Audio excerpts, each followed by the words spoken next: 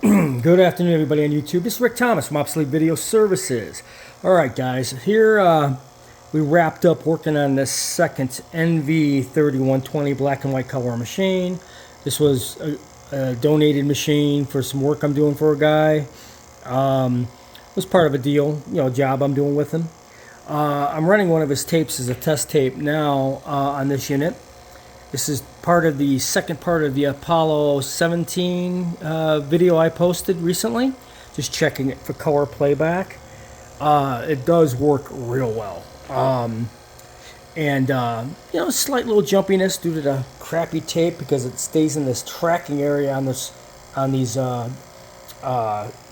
guides. There's like a groove in there, and these tapes were never perfectly cut straight. The edges are kind of funky here and there, and you'll get this little jumping here and there, but you'll notice the scan is still there. It's just that the tape is jumping due to the fact the edges of the tape are not cut straight. But as you can see, we are just doing a little test on this, checking it out. It does play back in color. I replaced the brush wires, the wires on the upper drum, which were making a ton of noise. And now we got really good playback out of this thing. And nice stability, considering. This is the only color test tape I had to check this with, so it looks like it's playing really good. Like I said, when you rebuild these machines and you put new rubber and you do all the alignments and greasing and everything else, and especially the heads on these things and the wires and the little disc, you got these little discs on these things. It's hard to explain when you're working with these drums.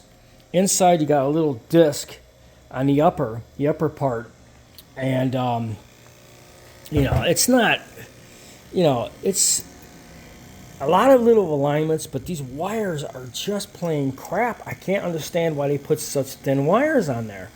The wires are so thin that they, being bent over and everything, they start shorting out and losing continuity after a while, and they do.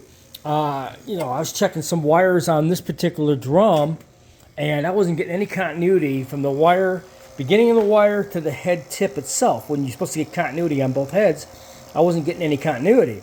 And that was the big red flag right there, continuity on the actual video head itself, because the wires were bad.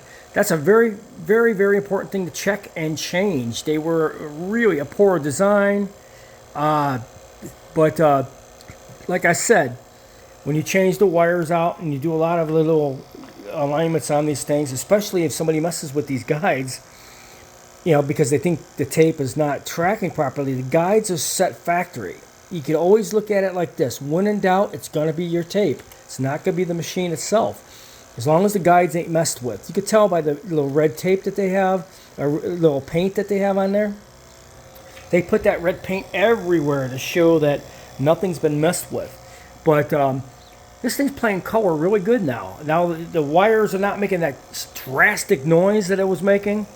Those wires are really screwed up. Got the disc cleaned, the head's blown out, and we reseated everything back on the upper drum to make sure everything was making good contact.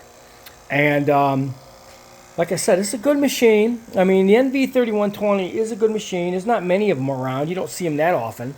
But they do need severe service. Every one of these I've ever come across, and I've worked on hundreds of these over the years, they all have the exact same problem. Bad heads, the wires, the rubber rollers, the guides, the adjustments. These things are a real nightmare, and I work on a lot of machines, guys, especially the EIAJ. I've been doing this for 35 years. So, I've been in the business a long time when it comes to video repair and recovery. I just don't like working with machines that are half-ass. I like the machines to work well. This is why I do this, because, a good working machine is a good tape recovery. That means you're pretty much going to get as close as possible to the way that the tape was recorded. That's the importance of making sure a machine is completely serviced, because you want to get the best transfer possible, and half the time it's a one-shot deal, and if you don't get your EIAJ machines working really good, you get tracking lines, jumping around really bad, a lot of snow in the video, you name it.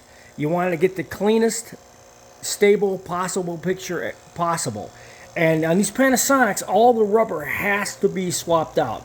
The rubber on these machines are just complete garbage. Cracked, thumping, thump, thump, thump, thump, thump. I mean, it's ridiculous. Trying to rewind, half the time they don't even rewind. So anyways, we wrapped up this second Panasonic NV-3120. I hope you guys enjoyed this video.